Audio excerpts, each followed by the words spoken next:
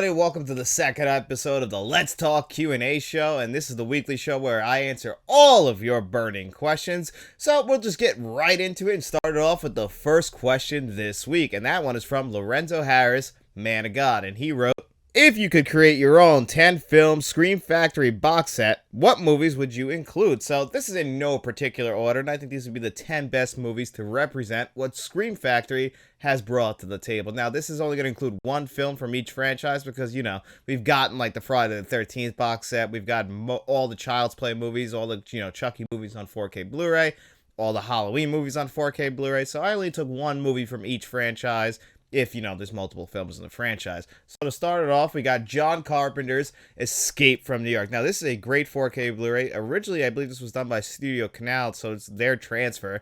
But either way, or it's a great transfer. It's one of John Carpenter's best films, and it's a great 4K Blu-ray. And if we're talking John Carpenter, we of course have to include the original Halloween. I think this is the best edition of Halloween. Lionsgate also gave us a really good 4K Blu-ray as well. But this one from Scream Factory is probably the best of them. I really love the color timing in it. Some people get a little upset because they did change around the color timing. I actually enjoy those changes, so I think Halloween on 4K Blu-ray from Scream Factory is great. And then, like I said, one film from each franchise, and I think the best one that represents spooky season and is the best in the franchise, and that is Bride of Chucky. Now, Child's Play 1, 2, and 3, they were following that kind of comedic horror formula, but it really took it to the next level when we got to Bride of Chucky. This was really piggybacking off of what Scream was. We had already had Scream 1 and 2 to this point, so they wanted to make a more meta Child's Play movie, and Bride of Chucky is the perfect combination of that. It really is a good balance of comedy and horror, because when you get to Seed of Chucky, it just went way too much comedy, and they forgot to be funny. And then, of course, Scream Factory actually gave us my favorite horror film of all time in Candyman, and this 4K Blu-ray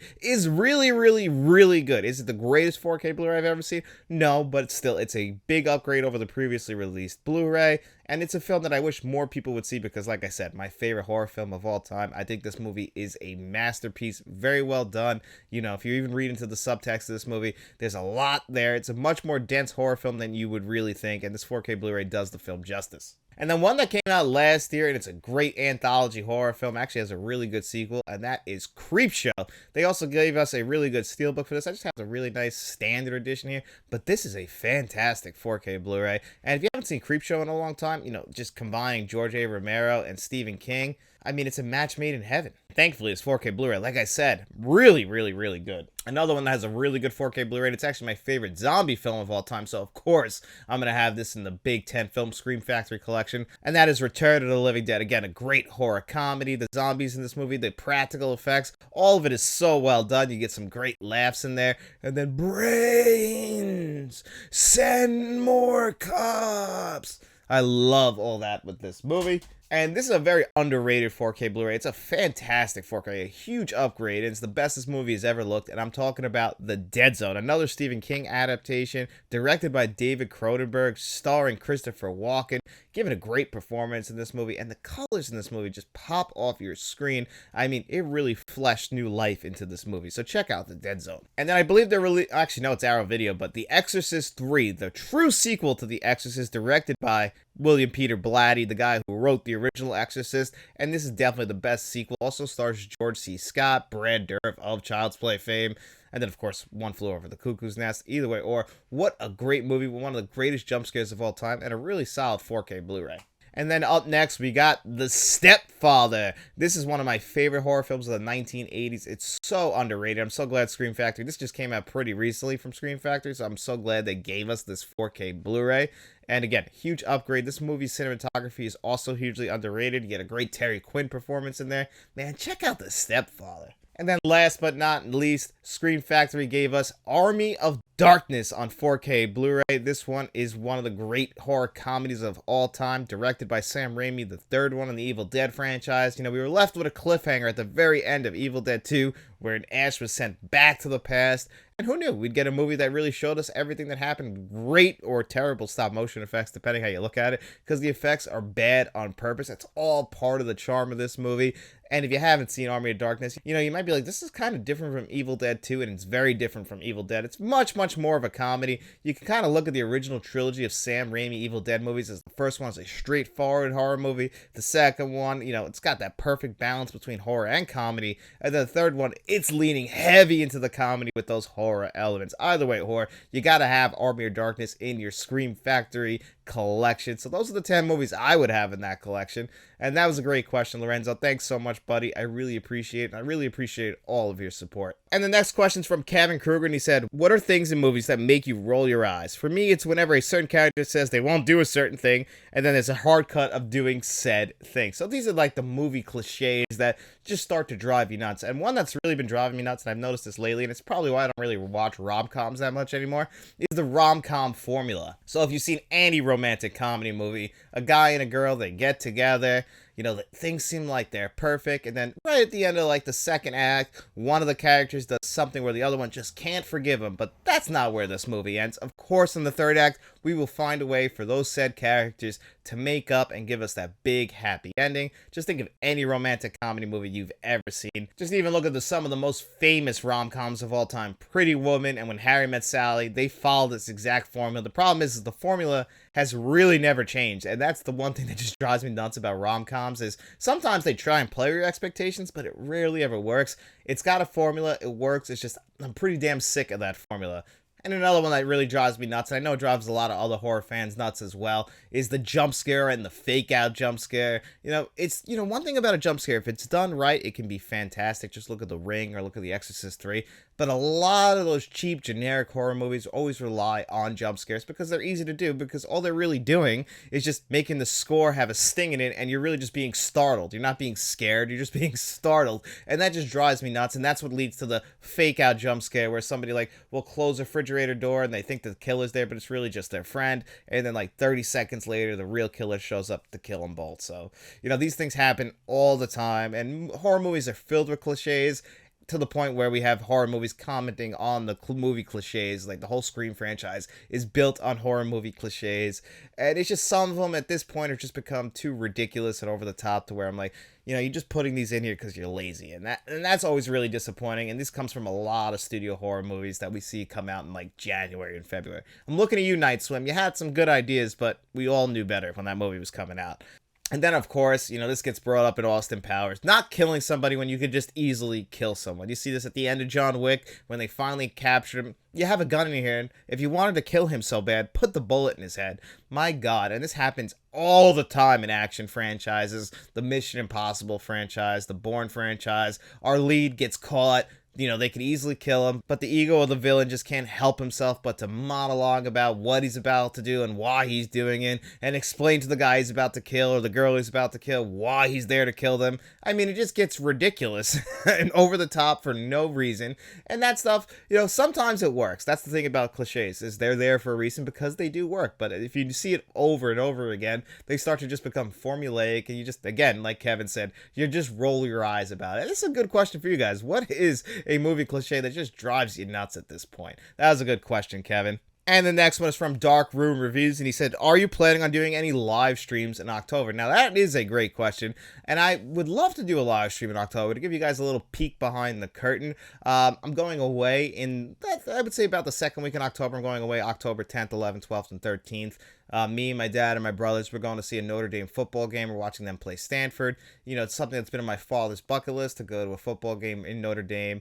Well, it's not Notre Dame. It's in Indiana. We'll go to Notre Dame, his favorite football team, and, see a football game with his sons. And that's what we're going to do. We're going to do that for him. My dad's birthday, my brother's birthday is in October, and that's what we're going to do. So I'm going to have some time away from the channel. So I've been, making extra videos so you guys have some videos, when I'm gone. It doesn't feel like I was gone, so, I'm away that weekend, but you'll still have your regular old Friday, Saturday, and Sunday shows. But because of that, it's been really hard for me to do live streams, just with my regular schedule in general. I do want to do more of them, do some with Frank from Frank's Medium Reviews. I always have fun doing Collector's Corner with him and just shooting the shit with him. It's always a good time.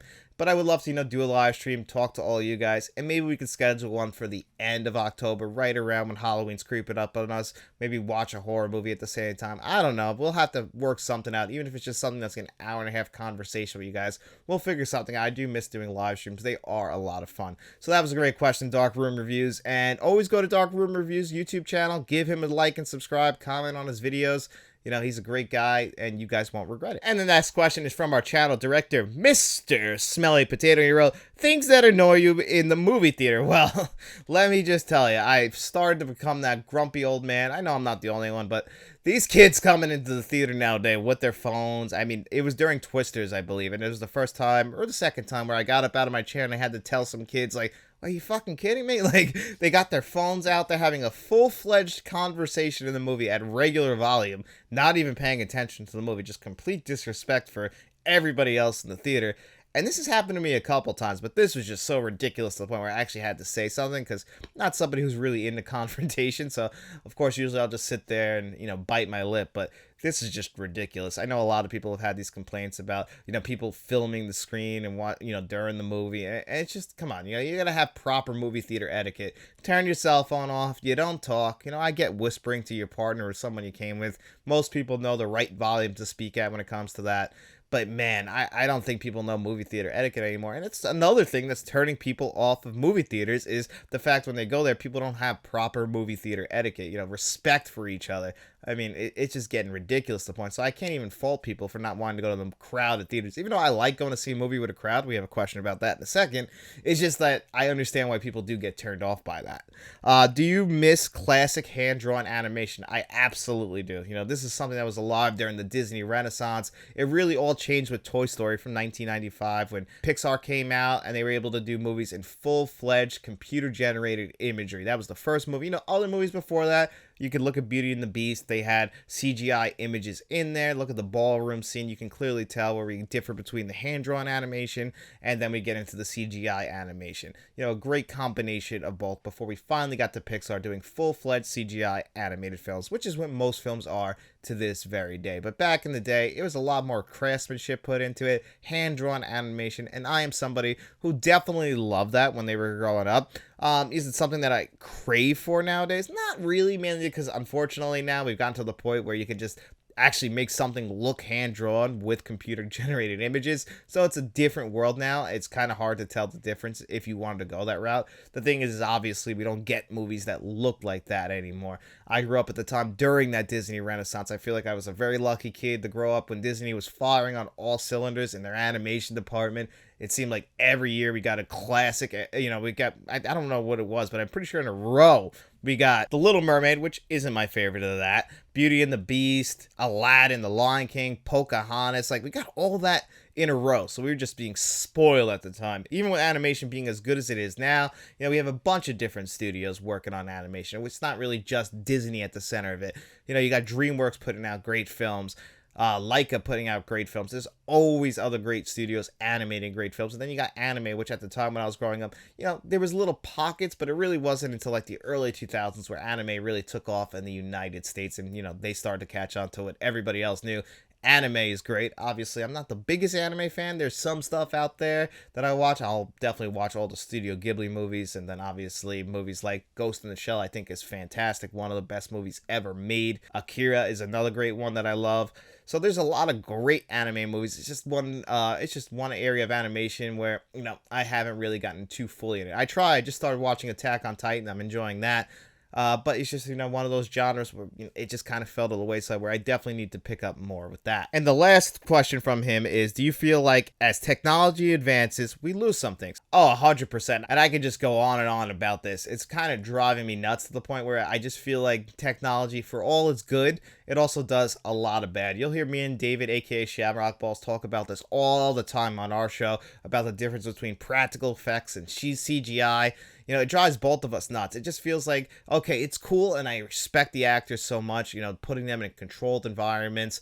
What do they call that? The round or something like that, where Disney, they put the backgrounds on this big giant TV screen and it looks completely realistic, and then everything else gets computer generated in, and that stuff, I get it. It makes the actors, they can feel looser, but also you kind of taken out a lot of the creativity. I felt like actors, directors, when they were filming on location, like the first Vacation movie, they actually drove around like with these cars, like everybody had everyone together, everyone making the movie, had all the equipment with them, and they're traveling around the United States filming on location. You just will never do that anymore, and it really does show how much movies looked better back then, in my opinion, how they do now. Whenever we get a movie that's actually shot on film, on location, it sticks out like a sore thumb now, in the best way possible, in my opinion. But back then, that's just how movies were made. Movies weren't, they were made on sound stages, but they had practical sets. That's just another thing. Practical effects, practical sets. All this stuff, I feel like, made a huge difference. Again, you give a director, there's just no reason for a movie today to be made for $200 million. It doesn't make any sense, especially if that movie is going to look like dog shit compared to a movie that was made for $40 million because they use practical sets and practical effects. I get it, you're making it easier on everyone, but it's costing way more money, and you also end up losing a lot of creativity in there, where the movie ends up feeling and looking extremely generic. It gets so frustrating to the point where, you get to see most movies, and every year I say it, it's like I go to the movies all the time, but I feel like, you get like a handful of movies that you're going to watch for the rest of your life, whereas you go back to like the 1980s, and I get that. Movies are subjective. I love 1980s movies. But it feels like you could pull any year of the 1980s, even in the 1970s, and pull out like 30 or 40 films you can always watch. Where it's now, at the end of the year, you find like maybe one or two, like 10 out of 10 films, and then a bunch of great films, and then a bunch of movies you'll just never watch again because they all just feel the same. And I do feel like technology plays a big part of that. Artificial intelligence has taken away a huge amount of creativity. We're just being reliant on something doing the work for us. It really kills me because you're taking out of the artist's hands. Yeah, it can come out good, but again, you're losing that human element, where the artist is coming from. You're going to lose all that if we keep going down this path, and it's inevitable. So if we're all just kind of pushing it, we're all just pushing against something that is just inevitable, but it still does disappoint me. And yeah, I'm one of those people. I love technology. I love what they've done with TVs. It's really a double-edged sword. For all that's good, it's brought up, just so much bad. And that's really the most disappointing thing. And I just long for a time that's never going to come back, when it just felt like there was more creativity in the movie business because they were forced to be more creative. And I feel like when you make things easier for people, it does make them a little bit lazy. So that's a great question, Mr. Smelly Potato. Thanks so much, buddy. And the next question is from Rogue1677, and he wrote, what would be your favorite Dolby Vision 4K release? Well, I still think that the best when it comes to Dolby Vision is Top Gun Maverick on 4K Blu-ray. Just looked absolutely stunning. I saw it in a Dolby Theater. Has a great Dolby Atmos mix. I mean, it's got the works, this 4K Blu-ray. This is a reference disc. But, I wanted to be a little bit fair because the thing about Dolby Vision and HDR, for the most part, when you compare them, and I do this all the time, that's when I do my reviews, I always compare the Dolby Vision and the HDR. And for the most part, they're very comparable. To the naked eye, people aren't going to see the differences. They are just ever so slight. But there are 4K Blu-rays where you will notice the difference, or 4K Blu-rays that come out and, they give us a brand new Dolby Vision coating. We just saw this with Shaun of the Dead. That's been announced. It's going to be getting a brand new Dolby Vision scan. Bram Stoker's Dracula got a brand new Dolby Vision scan a couple of years ago. In September, we got A League of Their Own on 4K Blu-ray. I had that in the Columbia Classics Volume 1, but it received a brand new Dolby Vision scan, so it should receive upgrades in that sense. But if it just comes out with Dolby Vision and HDR, for the most part, they are the same. But pretty recently, I saw a 4K Blu-ray where I thought the Dolby Vision was just doing much, much more work than the actual HDR, and I compared it on two TVs, and that was The Stepfather. I thought that the 4K Blu-ray for this is fantastic any way you check it out, but if you happen to have Dolby Vision available to you, it actually does look slightly better. Some of the lights in the background, they were just a little bit brighter. The colors looked a little bit more fuller than when you looked at it on HDR. And again, it's not the biggest difference in the world, but I did want to point it out because it's very rare that you'll notice the difference, at least to the naked eye. If you're sitting there going back and forth, yeah, you might notice it. That's like with the PS5 and the PS5 Pro coming out. It's $700 for what? Something that you can barely notice? That's ridiculous at this point, but people will buy it. But yeah, that's a great question, Mr. Smith. That's a great question, Rogue One. And he also asks, what's the best looking 4K for audio, especially when it comes to the Atmos mix? So when it comes to the best audio mixes out there, Evil Dead Rise, that came out on 4K Blu-ray last year, had one of the best sound mixes that I've ever heard. I mean, the way that this was mixed, somebody put their heart and soul into this, and this Atmos mix is one of the best I've ever heard. Now, the horror genre actually usually has some of the best mixes. You know, you want to have sound moving around the room. Action movies as well, you know, some regular old-fashioned dramas. You just want to make sure that stuff comes crisp and clear. But when it comes into the horror genre, Evil Dead Rise just blew me away. The elevator sequence, my God, the way that was moving around, it adds so much to the film. So somebody really poured their heart and soul into this, and I just could not be more impressed. So when it comes to Dolby Atmos mixes, the one for Evil Dead Rise really is the one that just blew me away the most. And then the worst horror film that I've ever seen in 4K, I'll probably have to say Ouija, the original Ouija, not Ouija Origin of Evil, which is the sequel. That didn't actually get a 4K Blu-ray release. Ouija actually was a Shout Factory release or a Screen Factory release. It's fine. It's just the movie itself. It's just, it's okay. This is the definition of a generic horror film, is the original Ouija film. So that one always lets me down. It's a good enough 4K Blu-ray. You know, the thing is I won't buy that many 4K Blu-rays if it's a movie I don't necessarily love. So I've been very fortunate, especially when it comes to boutique labels. You know, they usually, for the most part, have redeeming qualities, even if it isn't the best film overall. And the last question from Rogue One is the top 10 underrated horror films. So I made a list, and this is in no particular order, because some of these films have been kind of redeemed. So at the bottom of the list, I got The Stepfather. Now, this film, we just talked about the 4K Blu-ray. The movie itself is one of my favorite horror films of the 1980s. It is so underappreciated. You know, this came out during the era of the Freddy Krueger movies, Nightmare on Elm Street, Michael Myers, Halloween, the Jason Voorhees, Friday the 13th movies. All of that was coming out in the 1980s.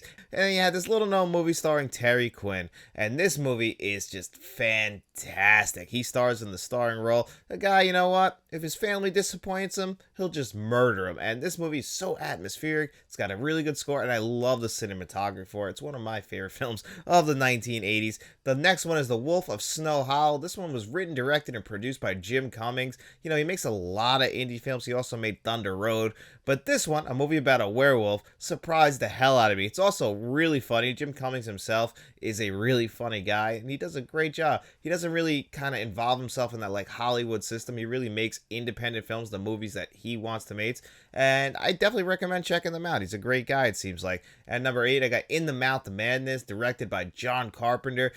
You know, this is definitely his most underappreciated film. Came out in 1994, stars Sam Neill 1 year after Jurassic Park. He plays an insurance investigator investigating, I think his name is Solomon Kane, a writer. He's got a new book coming out, but they can't find him. So he's got to go out there, find him, see what the hell he's doing, and then he basically just ends up in one of his books. Everyone thinks he's going crazy, In the Mouth of Madness, but it's definitely one of those John Carpenter films that just isn't appreciated enough, mainly because I think it came out in the 1990s, kind of at a low point for John Carpenter films, but really, this one is a classic. At number 7, I got The Tenant. This one is directed and stars Roman Polanski, who is persona non grata, but this is the same guy who gave us Chinatown and Rosemary's Baby. And this movie about a tenant has one of the most shocking endings that I have ever seen in a film. You have to see the movie just to see the ending. I put that on my top 10 horror movies of the 1970s. And at number 6, I got 1408. This is an adaptation of a Stephen King novella, one of the rare John Cusack movies that I actually enjoy.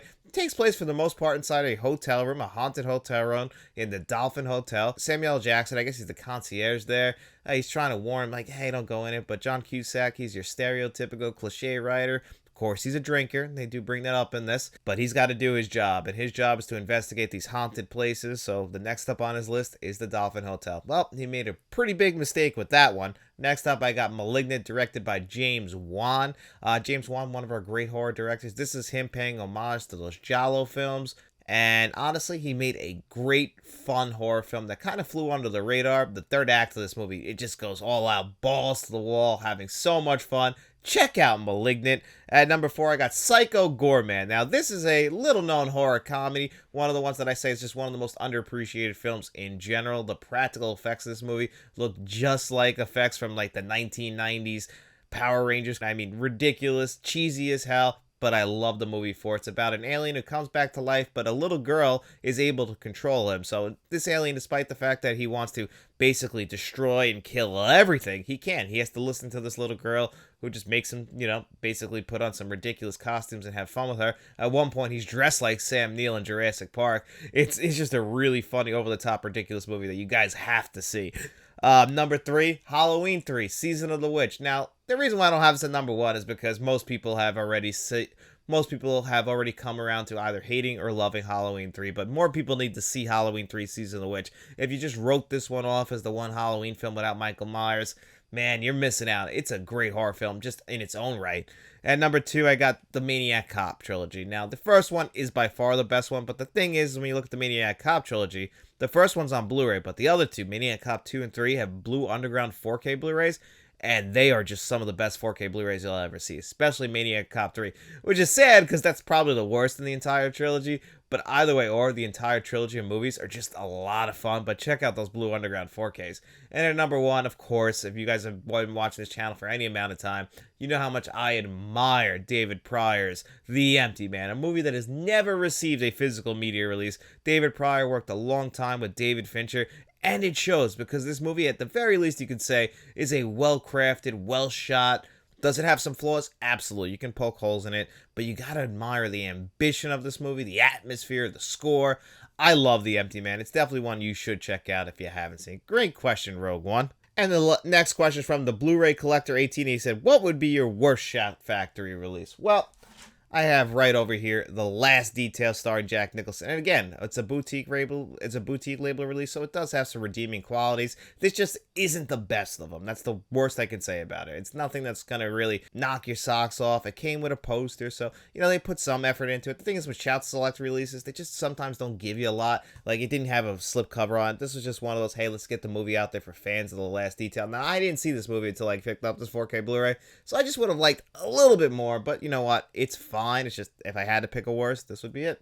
And the next one is your most recent experience in theaters that you consider the best. Well, I actually had a great experience in Beetlejuice. Everybody was there to see it. This was a crowded theater. Kids, adults, you get Jenna Ortega in the movie, so of course that's going to bring in the younger crowd. And then you get the older, nostalgic crowd just coming there to see Michael Keaton do Beetlejuice again. And then, of course, you're bringing back Winona Ryder, Catherine O'Hara. And this is, it's almost a 4-quadrant horror film because, it's not that dark, but it's also got those comedy elements in there. But it is still pretty dark in moments, but either way, or it seems like the kind of movie that everybody could enjoy. And in my theater, everybody was having a blast, laughing. And, the thing about a theater experience, it can just enhance your experience overall. That's why I miss comedies in theaters so much, because that used to actually make movies funnier. Seeing it with a huge crowd, everyone cracking up. It's not the same. When you watch a movie at home and you see a funny scene, you might have been dying, doubled over in theaters. You watch it at home, you're like, give it a little giggle, and, that's it. Nothing more than that. So that was a great movie theater experience, and that was a great question, Blu-ray Collector 18. Thank you so much, buddy. And then our last question of the week is from Kevin Kruger, and he said, what are the top 10 gateway horror films? So these are the kind of movies that you show to people, whether they be kids or adults who just haven't gotten into horror. Mostly I say with kids, like adults can show their kids these kinds of horror movies. Some might be darker than others, so I'll start from the bottom and work my way up. At the bottom, I have Casper, 1995's Casper. This is actually the first movie I can remember seeing in theaters. I can't confirm it's the first movie I saw in theaters, but this is one where I can actually remember going to the theater with my aunt and my cousin Vanessa at a theater that no longer exists, but we saw Casper, and you know what? It is a horror movie. We're dealing with ghosts. It even has a Ghostbuster in this movie. A Ghostbuster with a mustache. Who you gonna call? Someone else. But still a Ghostbuster, which brings us to the next one, Ghostbusters from the 1980s. Yes, this is a comedy, but it's a horror comedy. Mostly a comedy, but we're dealing with ghosts.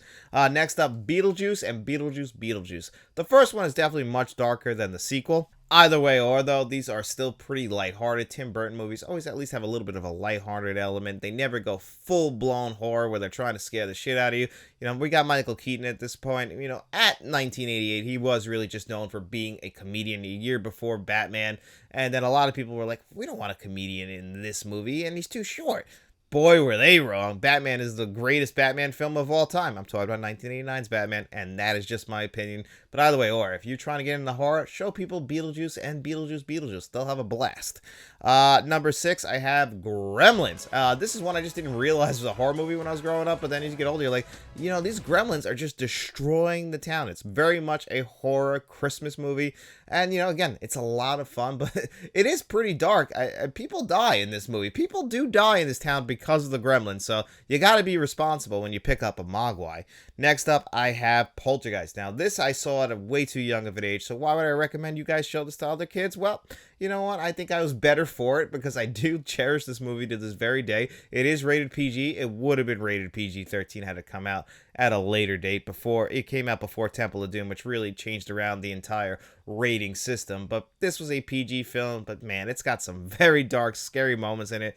And because Steven Spielberg produced it and possibly co-directed it, it does have that Steven Spielberg tone, so it still kind of has those fun elements to it, the great Jerry Goldsmith score, but it will get under your skin in the best way possible. At number 4, I have Coraline, and this was directed by Harry Selick, who is known for also directing A Nightmare Before Christmas, despite the fact it's called Tim Burton's A Nightmare Before Christmas. He did direct that, and if you like that movie, you can see a lot of similarities between A Nightmare Before Christmas and Coraline. But Coraline is a great Leica movie in its own right, and it also has a great Shout Factory 4K Blu-ray release. And next up, I have The Monster Squad. I did a review of this Kino Lorber 4K Blu-ray earlier this year, and this very much is a kids horror movie. Took a lot from the Goonies, in my opinion, and these just feel like kids being kids. Now, if you watch this as an adult for the first time, you might be like, it's a little bit stupid, but if you were to watch this as a child, I could see why this would get you into horror movies, especially into the Universal monster films.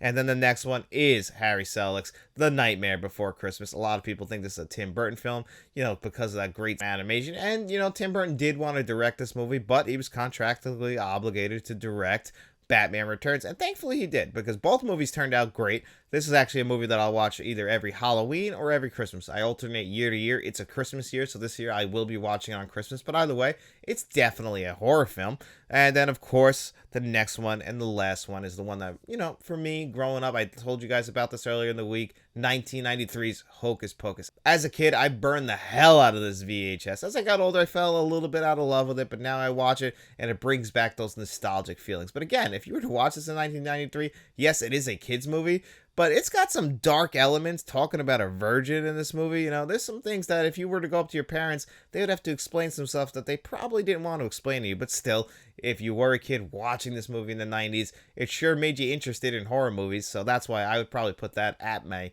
number 1 gateway horror film. And that was a great question, Kevin. Thank you so much, buddy. And thank you to everybody who sent in questions for this week's show. I really do appreciate it. And if you enjoyed the show, don't forget to like, share, and subscribe. We also have channel memberships. So if you want to become a friend of the channel, a producer like John Doe Juggler or Jason Martin, or a channel director like Frank from Frank's Media Reviews, and Mr. Smelly Potato, you can look for all that information in the description below. But if you got no money to throw away, guys, don't worry about it at all. We just hope you enjoyed the show. And if you did, get out in those streets, tell your friends about us, and then we'll be seeing you around.